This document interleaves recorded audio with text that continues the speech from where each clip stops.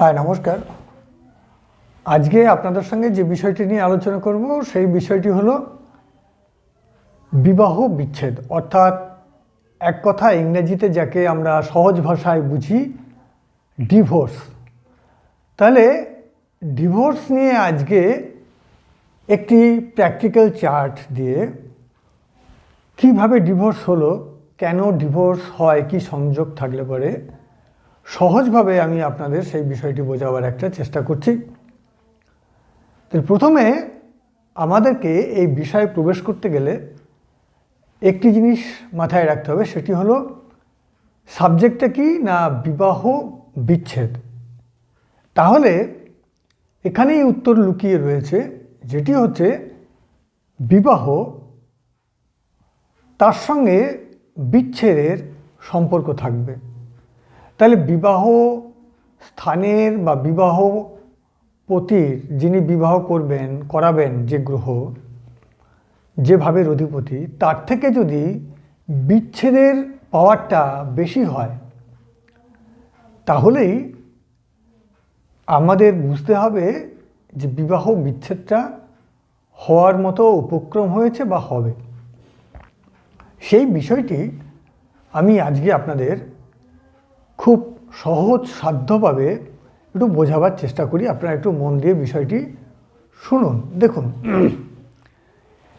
এই যে চার্ট, এই চার্টটি একজন জাতকের চার্ট। ডেট অফ বার্থ হচ্ছে 14/1/1989। সময় হচ্ছে রাত 9টা 27, অর্থাৎ 12/21/27 রাত্রিবেলা। জায়গাটা এবার বলে দিই, এটা হচ্ছে পলাশী, অর্থাৎ নদিয়া জেলার একটি স্থান, সুপ্রসিদ্ধ স্থান। সেই পলাশীতে এই জাতকের জন্ম। বিষয় হচ্ছে, আমরা এই জন্মছক দেখে আমরা বোঝার চেষ্টা করব যে এই জাতকের বিবাহ বিচ্ছেদ কেন হলো। আপনারা অনেক সূত্র পড়েছেন এবং ভবিষ্যতে অনেক সূত্র পড়বেন এবং আপনারাও অনেক সূত্র জানেন, কিন্তু আমি সূত্র আজকে আলোচনা না করে একদম হাতে কলমে প্র্যাকটিক্যালি আমি আপনাদের বুঝিয়ে দেওয়ার একটা চেষ্টা করছি। এই জন্মছকে দেখুন, সিংহ রাশিতে লগ্ন পড়েছে এবং কেতু, ধনুতে শুক্র এবং শনি, মকরে রবি বুধ, কুম্ভ রাশিতে রাহু অবস্থান করছে, মেষ রাশিতে চন্দ্র এবং মঙ্গল অবস্থান করছে, বৃষ রাশিতে বৃহস্পতি রেট্রোগেট অবস্থায় রয়েছে। এটা গেল D1 চার্ট, অর্থাৎ নাটাল চার্ট। প্রথমে আমরা যেহেতু বিষয়টি বিবাহ নিয়ে বিচার করছি, তাই প্রথমে আমরা দেখব বিবাহ স্থান কোনটি। আপনারা জানেন সপ্তম ভাব হচ্ছে থেকে বিবাহের বিচার করা হয়। তার সঙ্গে সঙ্গে আমরা দেখব বিবাহের ভাগ্য এবং বিবাহের সুখ। তাহলে আমার সিংহ রাশি লগ্ন, এখান থেকে যদি আমি 2, 3, 4, 5, 6, 7, তাহলে কুম্ভ রাশি হচ্ছে আমার সপ্তম ভাব বা বিবাহের কারক ভাব। এবার আমরা দেখছি কি দেখব না, সেই ভাবে কে অবস্থান করছে। তাহলে প্রথমে আমি ভাব চিহ্নিত করলাম, তারপরে সেই ভাবে কোন গ্রহ অবস্থান করছে সেটা আমরা দেখব। দেখুন, সেই ভাবে অবস্থান করছে রাহু। তাহলে বিবাহ ভাবে, সপ্তম ভাবে রাহু অবস্থান করছে। এই প্রসঙ্গে একটা কথা বলে দিই, সপ্তম ভাবে রাহু অবস্থান করলেই বিচ্ছেদ হবে তা কিন্তু নয়। কিন্তু রাহু হলো কিন্তু বিচ্ছেদের কারক গ্রহ, এটা কিন্তু আপনাদের মাথায় মনে রাখতে হবে। সপ্তম ভাবে রাহু থাকলে রাহু অনেক সময় খুব শীঘ্র অর্থাৎ অল্প বয়সে বিবাহের কারক হয়ে ওঠে, অর্থাৎ তাড়াতাড়ি বিবাহ ঘটাতে কিন্তু রাহু সাহায্য করে। তাহলে আমাদের আলোচ্য বিষয় কিন্তু সেটা নয়, আমাদের আলোচ্য বিষয় হচ্ছে বিবাহ বিচ্ছেদ। তাহলে সপ্তম ভাব কুম্ভ রাশি, সেই কুম্ভ রাশিতে রাহু অবস্থান করছে। জেনে রাখুন, নোট করে নিন, রাহু হলো বিচ্ছেদের কারক গ্রহ। এরপরে আমরা দেখব বিবাহের ভাগ্য। তাহলে বিবাহের ভাগ্য হলো তৃতীয় ভাব। দেখুন, তাহলে এই তৃতীয় ভাবের কেউ নেই, তৃতীয় ভাবের অধিপতি কোথায় অবস্থান করছে আমাদের সেটা দেখতে হবে। তৃতীয় পদের অধিপতি অবস্থান করছে একাদশ ভাবে, অর্থাৎ বিবাহ থেকে লাভ লস প্রাপ্তি, ভালো মন্দ গেইন করা, ধনু রাশিতে অবস্থান করছে। এরপরে দেখব আমরা বিবাহের সুখস্থান। বিবাহের সুখস্থান হচ্ছে দশম ভাব। তাহলে দশম ভাবে অধিপতিও শুক্র, বিবাহের ভাগ্যের অধিপতিও হচ্ছে গিয়ে শুক্র। সেই শুক্র অবস্থান করছে পঞ্চমে। সেই পঞ্চম হলো বিবাহের প্রাপ্তি, ভালো মন্দ গেইন, সেটা পরে আলোচনা করব। প্রাপ্তি স্থানে অবস্থান করছে। সেই ধনুতে অবস্থান করছে, যেটা হচ্ছে গিয়ে লগ্ন অনুসারে ধনু হচ্ছে পঞ্চম ভাব। সেই পঞ্চম ভাবে আবার বিবাহ ভাবের অধিপতি, সপ্তম ভাবের অধিপতি অবস্থান করছে। এখানে একটা জিনিস আপনারা নিশ্চয়ই জানেন যে ষষ্ঠ ভাবও কিন্তু বিচ্ছেদের কারক ভাব। অর্থাৎ রাহু যেমন বিচ্ছেদের কারক গ্রহ, তেমনি ষষ্ঠ ভাব থেকেও কিন্তু বিচ্ছেদ গণনা করা হয়। সেই ষষ্ঠ ভাবের অধিপতিকে শনি, সেও কিন্তু শুক্রের সঙ্গে অবস্থান করছে। অর্থাৎ শুক্র আমরা জানি প্রেম বা রোমান্টিকতার কারক গ্রহ। তাহলে এরপরে আমরা কি দেখব? বিবাহের সুখ। প্রথমে আমাকে দেখতে হবে বিবাহে যদি সুখ থাকে তাহলে তো বিচ্ছেদ হওয়ার কোনো কারণ নেই। তাহলে সুখটাকে কিন্তু আমাদেরকে খুব গুরুত্ব দিয়ে বিবেচনা করতে হবে। তাহলে বিবাহের সুখস্থান হচ্ছে গিয়ে দশম ভাব, 10th হাউস। সেই দশম ভাবে বসে আছে বৃহস্পতি রেট্রোগেট হয়ে। দেখুন, বৃহস্পতি রেট্রোগেট হয়ে বসে আছে। বৃহস্পতি কে হচ্ছে মীন রাশির অধিপতি। মীন রাশি হচ্ছে সিংহ লগ্নের সাপেক্ষে অষ্টম ভাব। তাহলে অষ্টম ভাব বিচ্ছেদের একটি কিন্তু কারক ভাব।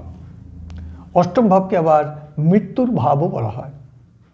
তাহলে সেই অষ্টম ভাবের অধিপতি বিবাহের সুখস্থানে বসে আছে।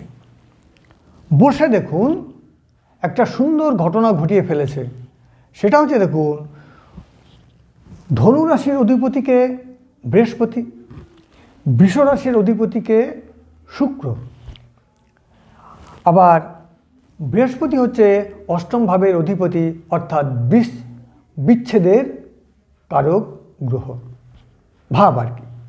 তাহলে দেখুন, এর আগের ভিডিওতে আমি আলোচনা করেছিলাম, যদি দুটো গ্রহ একে অপরের ঘর বিনিময় করে বসে, তাহলে আমরা সনাতন পদ্ধতিতে বিনিময় দৃষ্টি বলি, দৃষ্টি বিনিময় হচ্ছে।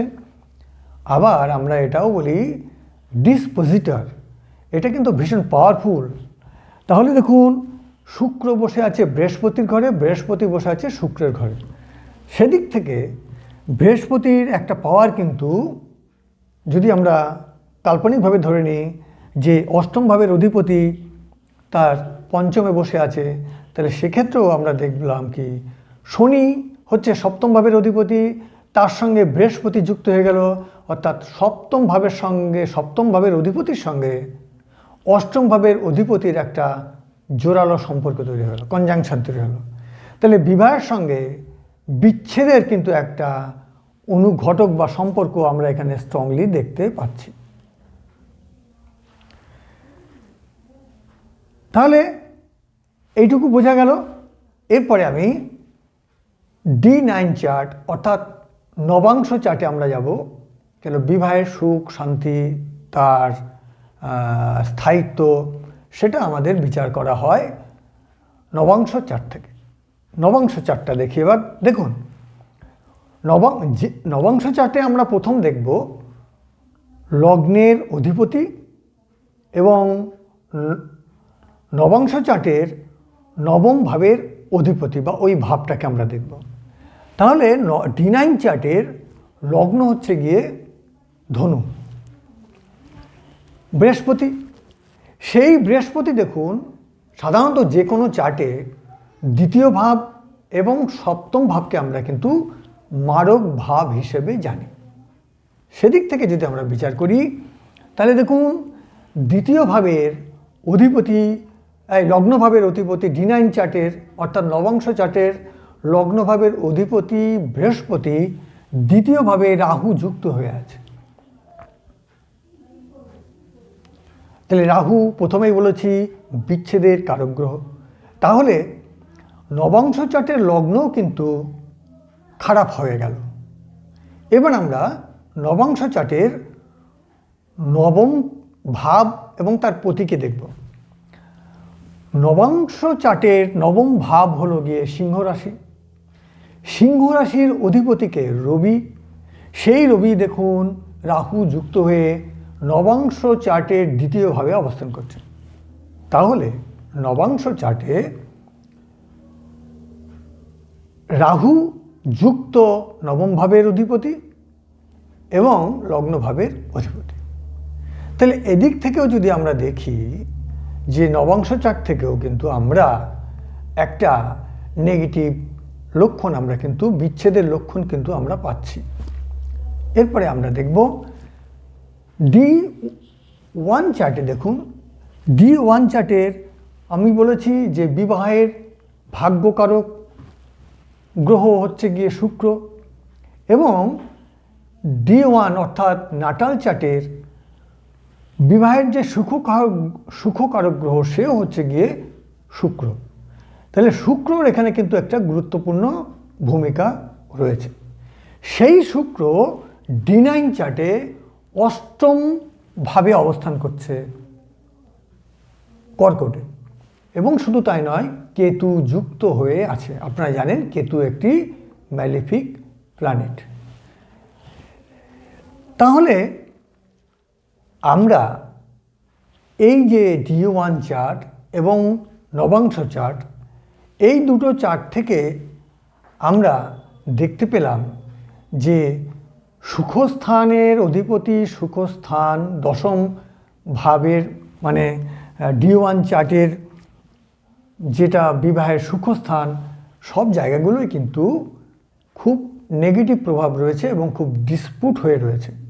তো এদিক থেকে আমরা প্রাথমিকভাবে ধরে নিতেই পারি যে এই ভদ্রলোকের কিন্তু জাতকের কিন্তু বিবাহ বিচ্ছেদের মতো ঘটনা ঘটতে পারে, কিংবা বিচ্ছেদ যদি নাও হয় তাদের কিন্তু দাম্পত্য জীবনে খুব যে সুখ থাকবে তা কিন্তু বলা এখানে যাচ্ছে না।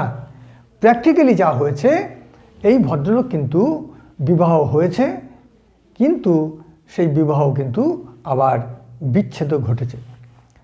তাহলে বন্ধুরা, এতক্ষণ পর্যন্ত আপনাদের এই চার্ট, প্র্যাকটিক্যাল একটা চার্ট দেখে কি করে আপনারা বিবাহ বিচ্ছেদ বিশ্লেষণ করবেন বা নিজেরা প্র্যাকটিস করবেন, সেই সম্বন্ধে আমি একটা ধারণা বা আভাস দেওয়ার একটা চেষ্টা করলাম। এছাড়া আমার বিভিন্ন ভিডিওতে ডিভোর্সের বিভিন্ন সূত্র রয়েছে, সেগুলো আপনারা দেখে নিতে পারেন। তাহলে এই বিশ্লেষণের ফলে আপনাদের একটা বিষয় হয়তো ক্লিয়ার হয়ে যাবে যে কি দেখতে হয়, কিভাবে আমরা একটা বিবাহের বিষয়টা বিচার করব, সেটা আমরা কিন্তু এখানে মোটামুটি একটা ধারণা লাভ করতে পারলাম আশা করি। বন্ধুরা, যদি কখনো এই ভিডিও সম্বন্ধে যদি কোনো মন্তব্য থাকে তাহলে আপনারা অবশ্যই কমেন্ট বক্সে লিখুন, এবং যদি আরও কোনো বিষয় আপনাদের জানার থাকে তাহলে আপনারা আমাকে বলতে পারেন, আমি সেই বিষয়ের উপরে অবশ্যই আপনাদের ভিডিও করব। তাহলে ভিডিওটি আজকে এখানে শেষ করছি। নমস্কার, ধন্যবাদ, সবাই ভালো থাকবেন। আর যদি মনে হয় যে ডেসক্রিপশন বক্সে গিয়ে আপনারা দেখতে পারেন, সেখানে আপনাদের মনের মতো কোনো ভিডিও থাকলে সেই ভিডিওটি আপনারা কিন্তু দেখে নিতে পারেন। আজকে এখানেই শেষ করছি।